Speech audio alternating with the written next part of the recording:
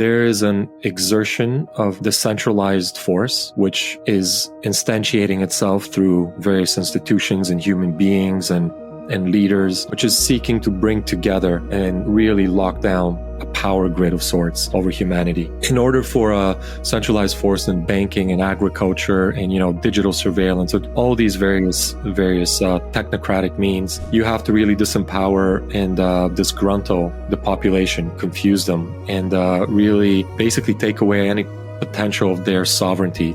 Take away culture, destroy any ethnic belonging, any sense of a past. These forces coming together to limit us is also a great opportunity and an evolutionary push for humanity to find a way to surmount these challenges and to actually create new connections, new formations, new structures in a higher order that are more conducive for creativity, liberty, sovereignty, and fulfillment for the people. Welcome back to this week's episode at the betterHUMAN podcast. Today we got an amazing guest, like usual, an artist and a storyteller, Lubomir Arsov, whose work really explores the psychological, parapolitical, and spiritual dynamics that define the momentous time of transition that we are all collectively navigating. I was chatting a little bit with Lubomir before, and we were sharing a little bit about some of the work that he does, and actually a fellow Torontonian. So for all my Canadian audience, we've got one of our own coming out of Toronto, and he's been doing some amazing work, specifically with his first award-winning animated film called In Shadow, a modern odyssey exploring the fragmented unconscious of our times, followed up by his latest movie in 2024, the release of something called Kingdom, which we're going to have all of these links in the show notes. So if you want to go check out those movies a little bit later, which is a visceral audio-visual experience which maps out the initiatory path of empowerment. Basically, what we could all do to maybe sort of live a little more purpose and have a little more choice and domain over ourselves. Lubomir, welcome to the show, my man. Thank you, Greg. Thanks for having me. That was a nice overview. Yeah, not bad, right? Not bad. Lucky they give us these one sheets in these shows, right? So we could actually sound like we're professional, right? No, Yes. but we were chatting before. It's really interesting in the work you're doing. Coincidentally, by the way, my background comes from video production. So early in my career, that's where I sort of, cut my teeth, which was, editing and, not so much directing and sort of creating, but just on the back end of the editing. And then much later, a few years later, my business took on becoming an Apple training center, which really represented teaching all those video production softwares like Final Cut Pro and even Adobe Premiere. And, we got into some of those sort of more special effects programs. And that was a great business for a while. So we spent a lot of time in the film industry and the video production industry. So it's close to my heart, the work that you do. Mm-hmm. Wonderful. Good. So we're colleagues. Well, not so much colleagues. I'm more of a fan. How's that? So, Lubomir, let's kick it off. I mean, I'm going to start with something general. I mean, a lot of your work is focusing around sort of current climates and times, and sort of the world that we're living in. So, why don't you sort of give us a lay of the land on sort of how you began this work, and sort of maybe what is your perspective and thought about the current climate that we're living in? Ooh, yeah. Well. So I began my looking into, as a younger man in my 20s, I was interested in philosophy, some shamanism, started dabbling into psychedelics and plant medicines, which opened my heart, my mind to, it just restructured my view on reality, which deepened my openness to considering alternate views of the world, of history, of what is everyday consensus reality.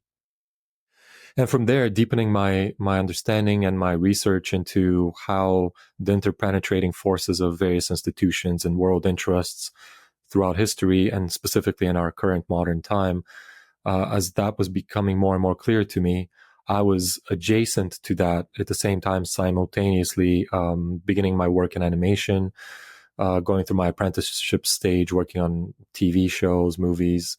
And as my skills grew in animation and analogously on the side, my understanding and my view of the world was changing, I felt this urgency and this need to use my skills and talent to share some of my vision of what I saw happening through my own personal lens, which later when I put In Shadow out, the first film that went semi-viral in 2017, in hindsight, it was a personal vision, but also an extremely universal one by virtue of the audience saying, so many people have said that they feel and they see things in a very, very similar way.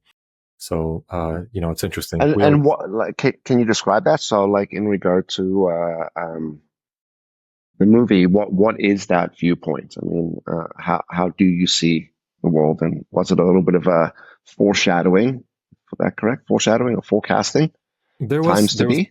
there definitely was foreshadowing and forecasting there, because I was looking at the trends of the collective psyche of humanity, right? So if we are to go with the hypothesis that we're collectively navigating a hero's journey, going through all the steps of initiation into some sort of greater development of humanity as a whole, then I knew that there would be some steps of challenges, dissolution, crumbling, and some sort of rebirth and restructuring, right? So I showed some of those elements in the film.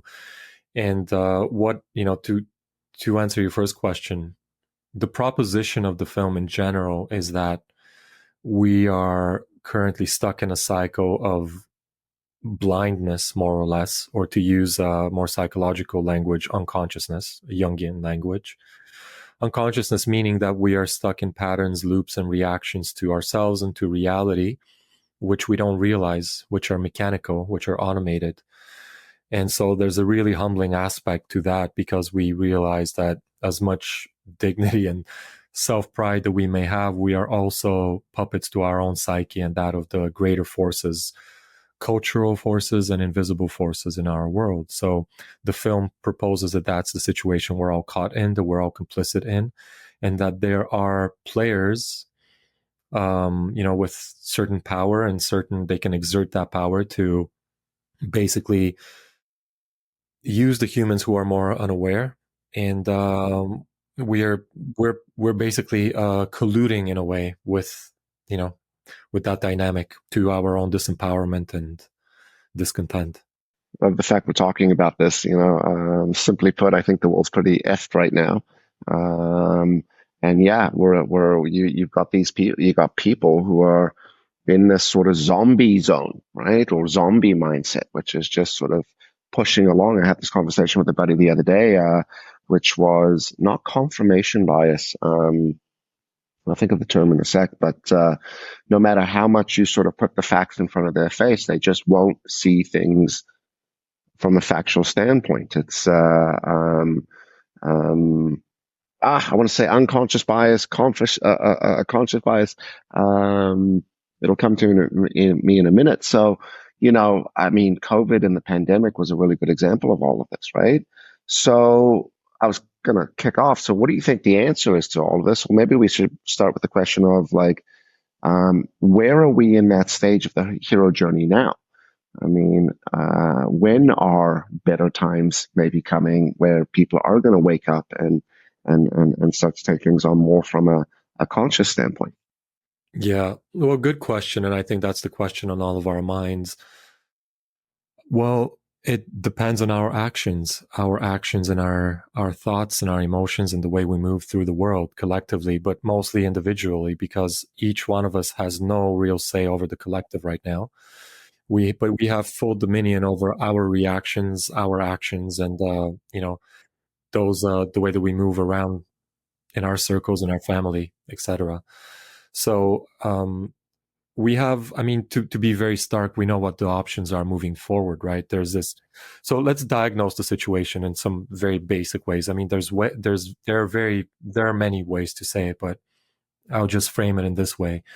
There is an exertion of the centralized force, which is instantiating itself through various institutions and human beings and leaders, which is seeking to bring together and really lock down a power grid of sorts over humanity, specifically over the Western world, because the second and third world are already disempowered enough that they're not that much of a threat, right? The first world, the Western world, essentially still has a lot of people who have an entrepreneurial mindset.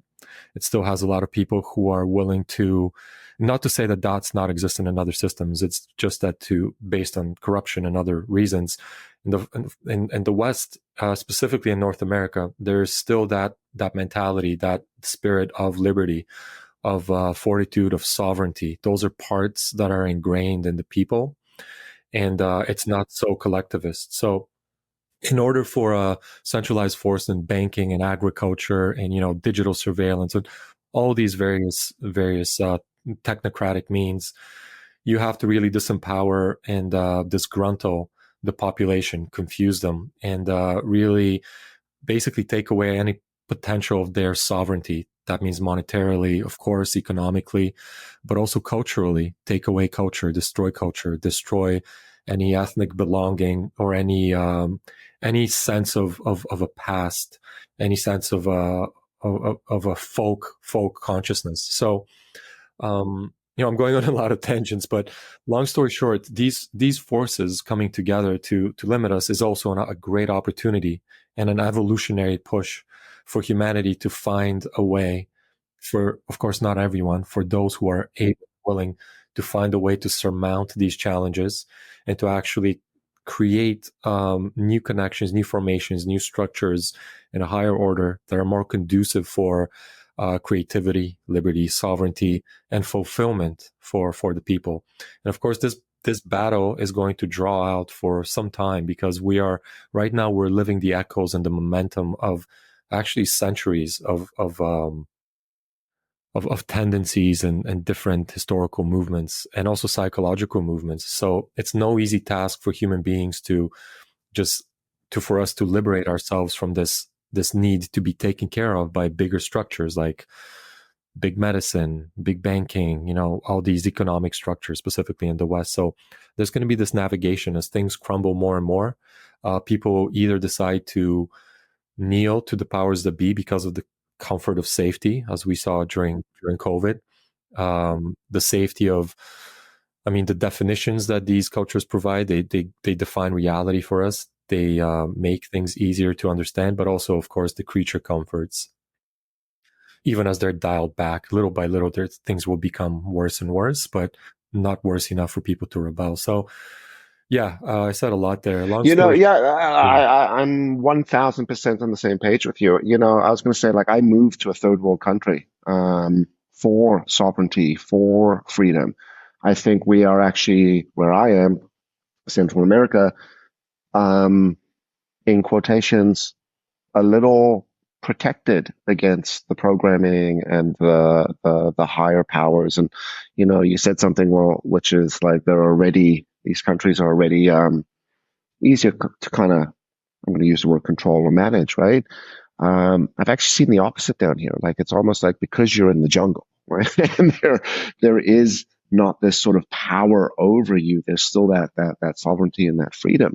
I think during the pandemic, one of the things that I was shocked by was like how every single person around me, and not everyone, not 100, but the majority quickly conformed and folded with blindly, like complete blind, trust. And this is what's been said, and by some sort of foreign. And my buddy said this to me, which I thought was a very powerful statement at the time. He said, "Greg, you realize doctors are the most indoctrinated." I said, "Well, what do you mean?" And he's like, "Well, like, the medical society hands down the instruction coming from pharmaceutical, and that's it. There is no dialogue and discussion around it, right?"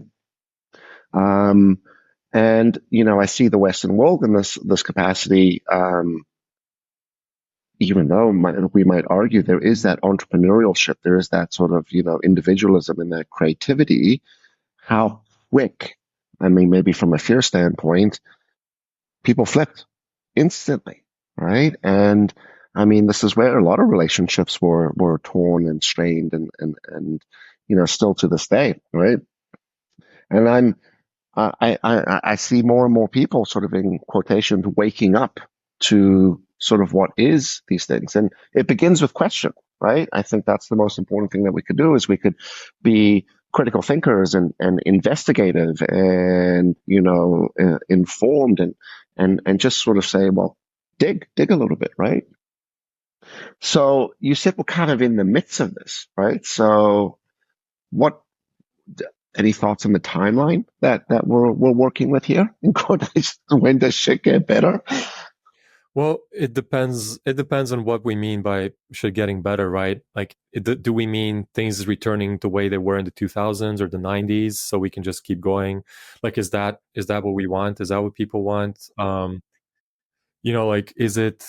Yeah. What is it exactly? Just so that we're not bothered by, you know, by these like centralized government, lackeys, and we can just have a good life with our family, do our 9 to 5, and live life. Like, yeah, for some people that's good enough, I think, and certainly it's better than when we're like impoverished and under threat and under attack. So I don't have an answer to that necessarily. I'm thinking out loud. My answer though is, since I'm looking at a greater evolution of consciousness, which is like it's a mouthful, but it's the reality that I see. So it's more long form. I don't think things will go back to normal as we've known them, because if we survey history, nothing ever goes back to the way it was in any way, shape, or form ever. So that's unfortunate. Like, the human biological part of me bemoans that and has grief over it.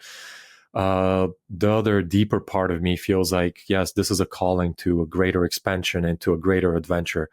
Yes, it's uncomfortable, but it simply is the way it is. Something greater is driving this ship, obviously. And the say that we have is making our choices here. But I think there's comfort in accepting that there's flux and change, and that there's actually great opportunity right now. So it's an opportunity to have a bit more fortitude, a bit more of an adventurous outlook, and just being willing to take action, to have courage, and to really be awake and aware as much as we can. Because I know how it's tempting, and we all need rest and sitting back and kind of like just being lazy, but it's tempting to zone out of it all because it's so overwhelming. And unfortunately, part of the game here of these I would just keep calling them centralizing forces, is to demoralize human beings into exactly that sort of complacency. And I get it, because I feel that in moments too. Um, but there's yeah, I do see a good decade plus of things reorganizing. We know that even just on the ground level, the Western hegemony with the BRICS nations coming up now, currency battles, petrodollar collapsing. There's a lot of stuff happening. There's a lot of huge migrant populations and demographic warfare that's being waged. There are just a lot of things in flux. So we just have to be awake, aware, and really feel into what our values are, what we want to live for, and be vocal about that, and create good relationships, and act on our word. Yeah. I had a friend during the pandemic say to me, he's like, Greg, you got to stop talking to me about this stuff. I said, what do you mean? He says, Greg, I just want to live in my bubble. I'm very happy living in my bubble. Okay. I walk out my house, I go to my job, I do my thing, and that's it. And I was shocked. I was shocked. I was like, as an individual thinker, as a human being, like, how could you use the word conform, I'll use it as well, like just conformal complacency, which is in some cases just another form of being lazy, right? Which is, it's easier for me to just sort of go along. I said this the other day. I said the pandemic was the ultimate pilot program, right? It was an opportunity to test things, and the worst thing that came out of the last 3 years, the worst thing, which I think has fucked up humanity tremendously, is it has become okay to be divided. It's okay, not just okay to be divided. In fact, there is no gray zone. There is no middle ground. You are left or right. You are black or white. You are on this side or that side. And the biggest thing that's been removed is dialogue. And I think that's the ultimate attack here, which is you remove dialogue, you remove debate, right? Um, what's left? What's left besides just sort of getting along and going along, right? Yeah. You were talking about consciousness before, and I think this is sometimes a challenge with what the actual definition of consciousness is. Like, we all have a different sort of perspective to what that behavior, what that sort of thinking is. So for the audience, like when you use consciousness and awake and courage, like, how would you describe that? Like what do we need to do more of, maybe? Yeah, describing consciousness, it's this fluid concept, right? It's interesting. So I'll say it right now in this moment. Consciousness for me is the movement of life, of the life force, specifically here through matter, through the material plane. And I'm not going to be too abstract. I'll specify more. Beneath the structure of who we think we are, the memories, the thoughts, the emotions that repeat day after day, that recreate the personality that we identify with, which is to some degree useful to navigate reality day to day. But more often we get enmeshed in it and we forget that we are something deeper, we are something wiser, we are something more knowing, because in the 0 point of the now moment, which is not abstract, it's a reality, it exists at all points that we are tethered to and we can access. Within that space, that's where consciousness, that's where the life force, this awareness of the existence of being and the formation of cycles, of patterns of reality, the interfacing more with the living world of plant and animal life, this felt sense beyond the verbal of a energetic, of a feeling of this whole realm. That's when we immerse ourselves in the world, right? And right now, culture as it is completely severing us off from that. But also we're doing it to ourselves because we're agreeing to be severed off. And we continue to have the busy chatter in our mind, to continue the same thoughts, the same worries.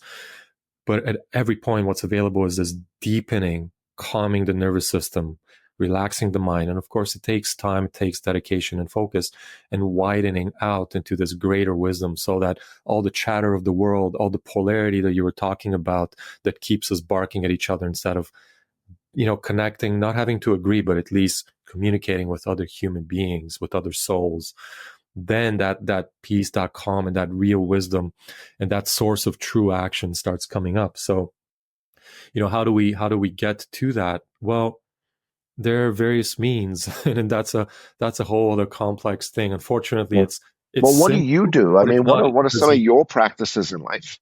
Perfect. No, that's actually the best question, I think. My practices are, to deal with.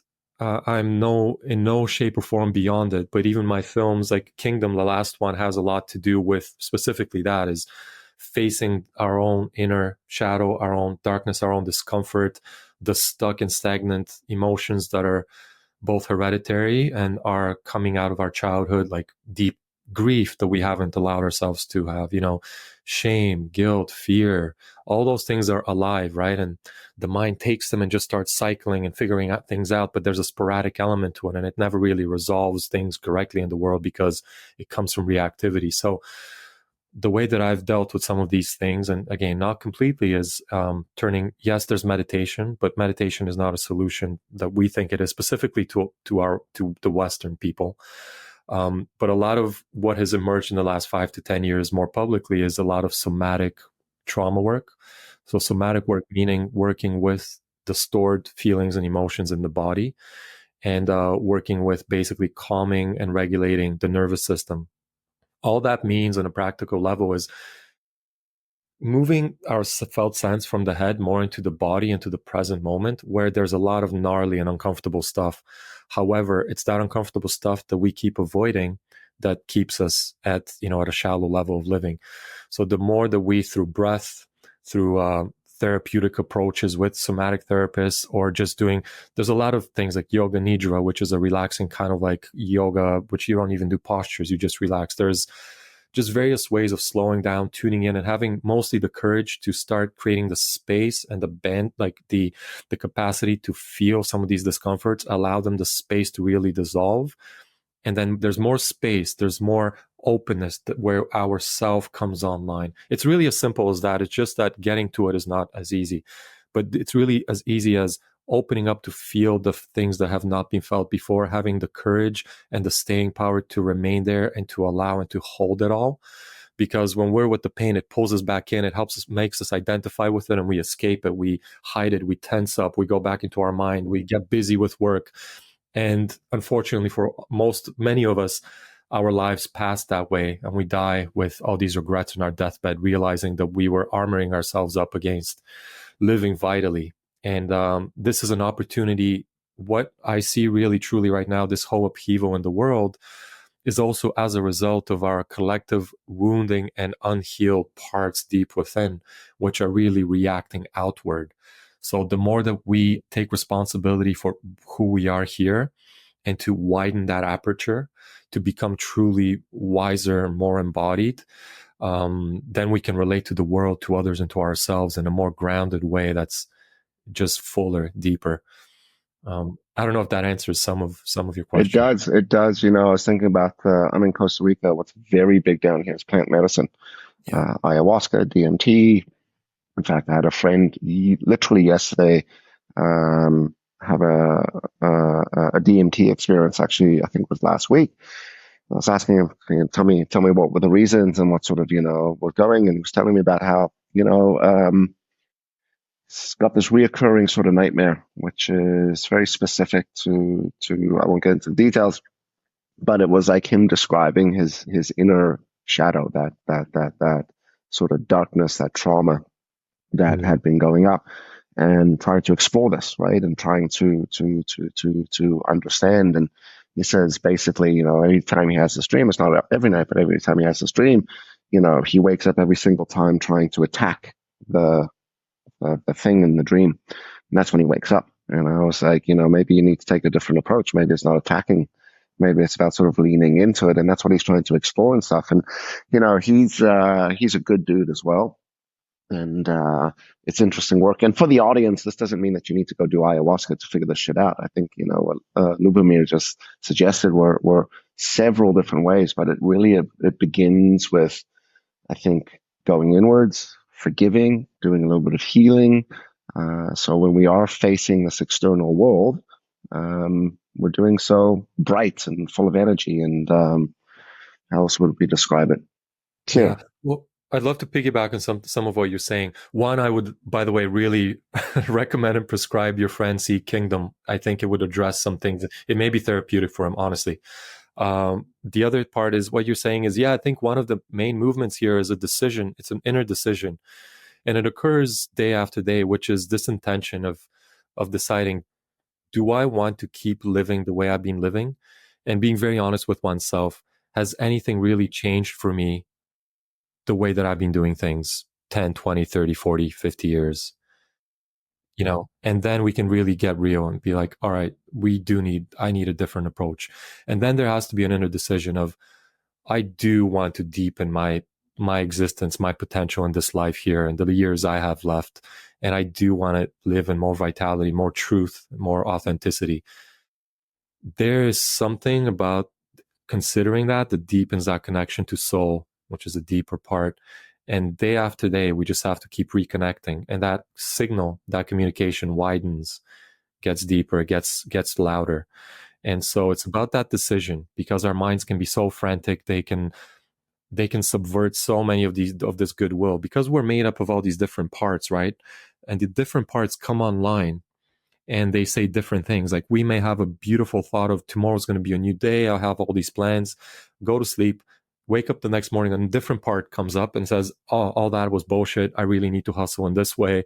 And it just hijacks the whole thing. So this game is getting in touch with that core part of who we are and starting to calm down all these other parts and bring them down into some sort of equilibrium, so that really ultimately they connect. And all these parts are there because they're either protecting us from something, or they're strategies to help us in the world. So, being a workaholic, which I can definitely I relate think to. we've all been there.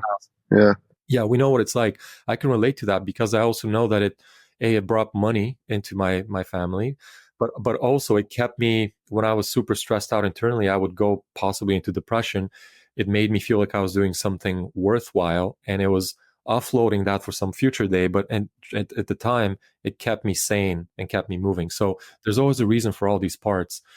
But the wiser we get, the more we can start offloading the discomfort that creates that part, and we start integrating them all. And when we become whole, that's when our power is unimaginable. And this is what this whole construct, this reality, does not want.